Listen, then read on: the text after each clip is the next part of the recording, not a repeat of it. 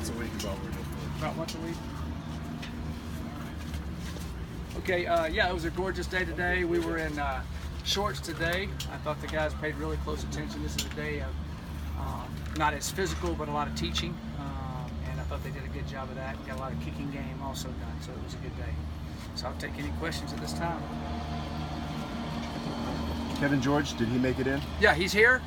He was supposed to be here a day ago, but there was flooding in New Orleans and he couldn't fly out, so he got in. He's out there. He wasn't able to practice today. They got to finish the physical stuff, but he should be able to go full speed, go tomorrow. So we have to do the acclimation days where he'd be in shorts and all that, but he's here. So it was good. We're excited about him being here. Good looking tall corner. I know you've got to see him actually out on the field, but do you see him fitting in well with that competition? Yeah, I do. You know, he's a little bit behind right now, but we've got a long season, so we'll see how. The other thing is the way we're doing camp this year. In the past, we would have already had more practices pounded in, so this helps. We'll have to be going some more time to have some more practices done, so that should help him also. I saw some advanced analytics stuff about Philip Lindsay's catching ability last season, yeah. And he had among the lowest drops among any tailback in the country. Has that been a theme for him his whole career? Has that been something that you guys have developed over the past couple seasons? Yeah, he's always had good hands because our quarterbacks can't ever throw it to him, Stephen.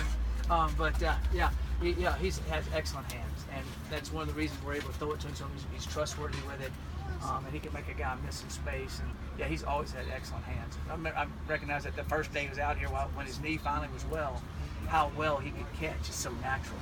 What kind of dimension does that give your offense when you're able to put a guy out in the flat who you can trust with the ball? It gives us a huge dimension because he can catch the ball in the flares, in the flat.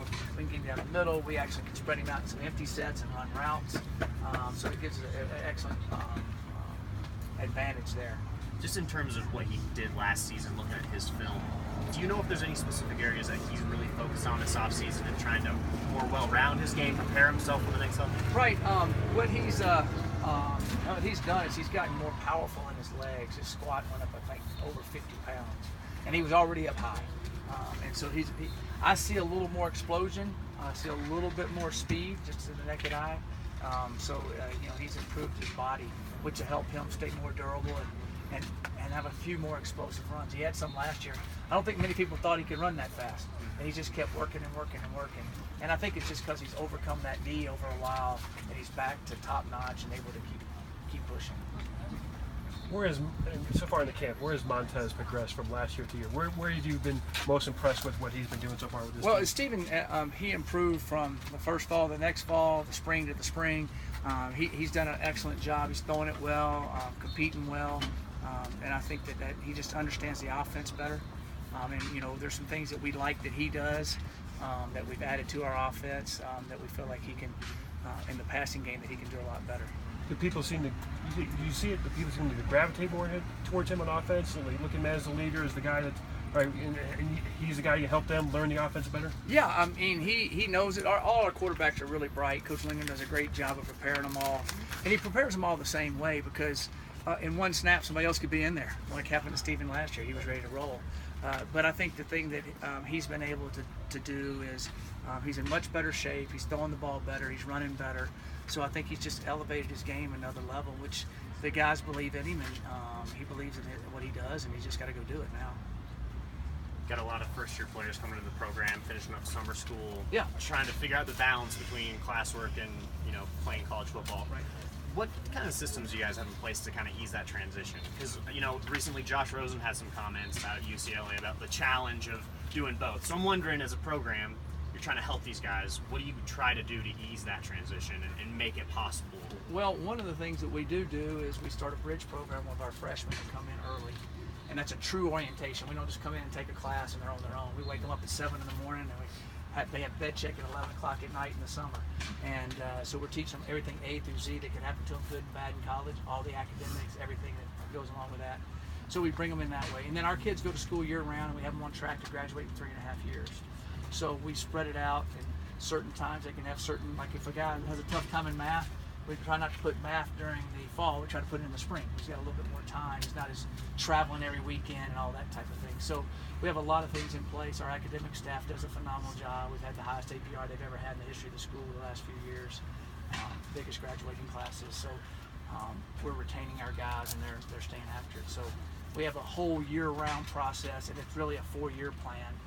And then if they get done in 3.5 years and have a redshirt year available, they can get a master's, or they can get a second major, that type of thing. Do you think people appreciate how hard these guys have to work, though? I mean, to that point of it? I don't think they completely understand it.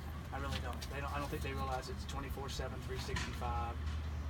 All the pressure they're under, all the things they have to do, and they're 18-year-old kids when they get here. And 18-year-old kids are knuckleheads sometimes.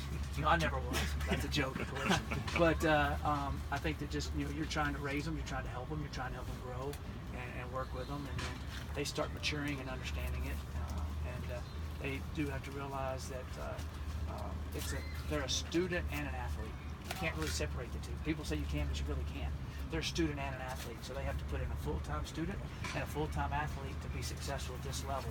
And that's also going to teach them about life, because when they get out, they can't just be they have a job, they're going to have a family, they're going to be a father, they're going to have a lot of other things they're going to be pulling on, and I think this really teaches them that well, and really teaches them about time management to be successful. Coach Mac, question from feedtheherd.com. What is your favorite dessert food? My favorite dessert food is Sweet Cow banana chocolate chip ice cream. Oh, delicious. Yes, delicious. Good question, Feed the Herd. Sweet cow. What is sweet cow? You've never been to Sweet Cow? No. Oh, man. You You're guys, missing oh man. Oh, I've been someplace you guys never been to, okay? Sweet Cow, you got to go to Sweet Cow. Okay. It's unbelievable. There's one in Boulder, there's one in Louisville, there's one in Denver now, down on Pearl Street in Denver. I kind of know where they all are. That's a shame. I should know where they all are. I see an endorsement contract coming here, by the way. Have you guys ever been to Rendezvous? No. No. Rendezvous ribs? Yeah. Yes. Nothing. Yeah. All right. Okay, there you go. All right. Congratulations. No, he would eat a lot of ribs. I know. Yeah. All right. Thanks, guys. Appreciate it.